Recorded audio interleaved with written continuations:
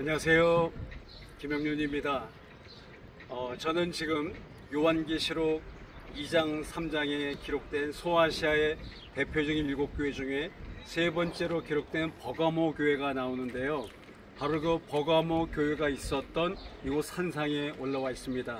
해발 300m가 넘는 고지대에 견고한 성벽이 있었고, 그리고 이 안에 오래전 옛 고대 버가모 왕국이 있었던 것이죠. 지금은 저 아래쪽의 평지에 베르가마라고 불리는 그런 버가모 시내가 있고요.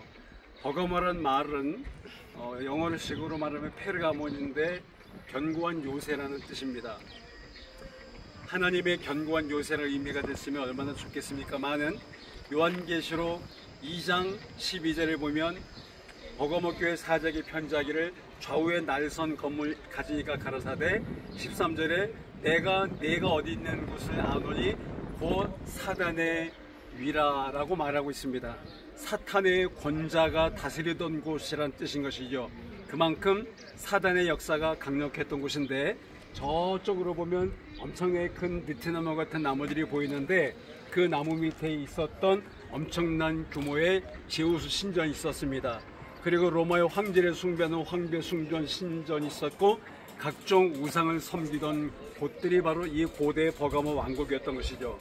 버가모는 두 가지로 크게 유명한 도시였었는데, 하나는 고대 세계에 있어서 이집트의 알렉산드리아 도서관과 더불어, 그리고 에베소에 있었던 셀수스 도서관과 더불어 세계 3대 도서관에 해당될 정도로 이곳에 엄청난 규모의 도서관이 있었는데, 그 당시에 왕이 도서 수집광이었다고 합니다. 이름이 유메네스인데, 그래서 유메네스의 이름을 따서 유메네스 도서관이라고 부르기도 했는데요. 당시에 이미 20만 권의 장서를 소장하고 있었다고 하니까 참으로 대단한 것이죠. 지금부터 2000여 년 전에 20만 권의 장서라는 것은 지금으로 치면 200만 권 이상과 맞먹는 것 아니겠습니까? 그만큼 책을 좋아했고 도서 수집에 열을 냈던 지도자 때문에 이곳에는 고대 세계 세 번째 해당되는 도서관이 있었을 정도였던 것이죠.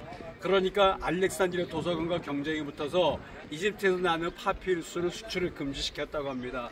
그러니까 그 책을 만들려면 파피루스가 있어야 되는데 그걸 구할 수가 없다 보니까 여기서 지혜를 짜내게 양 가죽을 두무질해서 그를 바짝 말려서 종이처럼 글을 쓸 수 있도록 하는 양피지가 바로 이곳 버가모에서 개발이 되고 만들어졌다는 것입니다. 도서관을 하나 유명하고요. 또한 이곳은 고대 왕국의 시절부터 의술이 엄청 발전했던 곳입니다. 그래서 이곳 일대에 이웃 왕국에서도 심지어 로마 황제까지도 아플 때 병을 치료하러 이곳 버가모를 찾아왔다는 것입니다.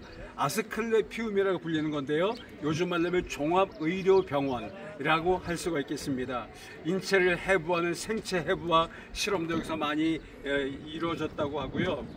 그래서 각종 병을 잘 고치는 그런 의술이 고대로부터 발달했던 그런 뛰어난 이 왕국이 버가모 왕국이라고 할 수가 있겠습니다. 그런데 요한계시록 2장 12절부터 16절까지 보면 이 버가모를 칭찬도 했지만 버가모를 향해서 꾸중도 하셨는데 두 가지 때문에 했다는 것입니다. 하나는 뭔가 하면 내가 발람의 교훈을 지켰다라고 말하고 있고, 두 번째는 네가 니골라당의 교훈을 지켰다라고 주님은 성령을 통해서 말씀하십니다. 발람은 민수기도 22장부터 25장에 기록된 내용인데요.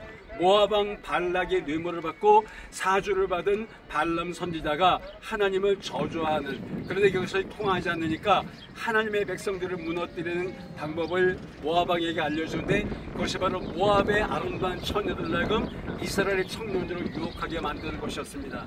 사탄은 예나 지금이나 동일한 방법으로 하나님의 사람들을 넘어뜨리고 교회를 핍박하는데 크게 두 가지 방법이 있습니다. 하나는 환난과 고난을 겪게 하는 겁니다. 그런데 믿음의 사람들은 환난이 올수록 고난을 겪을수록 더 신앙이 단단해지고 순교하면서 두려워하지 않고 믿음을 지키지 않습니까? 그러니까 그 다음에 더 고차원적인 그런 술수를 쓰는데 그것이 바로 유혹과 시험인 겁니다. 여기에 많은 교회가 넘어가고 많은 지도자들이, 많은 하나님의 사람들이 당하는 것이죠. 그것이 바로 발람의 교훈이었고 니골라당의 교훈이었던 것입니다. 니골라는 여러분들이 기억나실지 모르지만 초대 예루살렘 교회가 부흥됐을 때 그 교회를 섬기기 위해서 7분의 집사를 뽑는데 그 중에 마지막이 바로 니골라당을 만든 니골라가 7집사 중에 하나가 됐는데 그가 나중에 타락하고 변질되는 것입니다. 니골라당의 교훈은 한마디로 말하면 우리가 예수 믿고 구원받으면 구원받고 난 다음에 무슨 죄를 저질러도 어떤 죄를 져도 상관없다. 우리 구원 다 받는다. 그래서 구원받은 사람들과 그냥 마구잡이로 부도덕하게 비윤리적으로 행동해도 된다고 넘어가게 했던 것이 바로 니골라당의 교훈과 유혹이었습니다.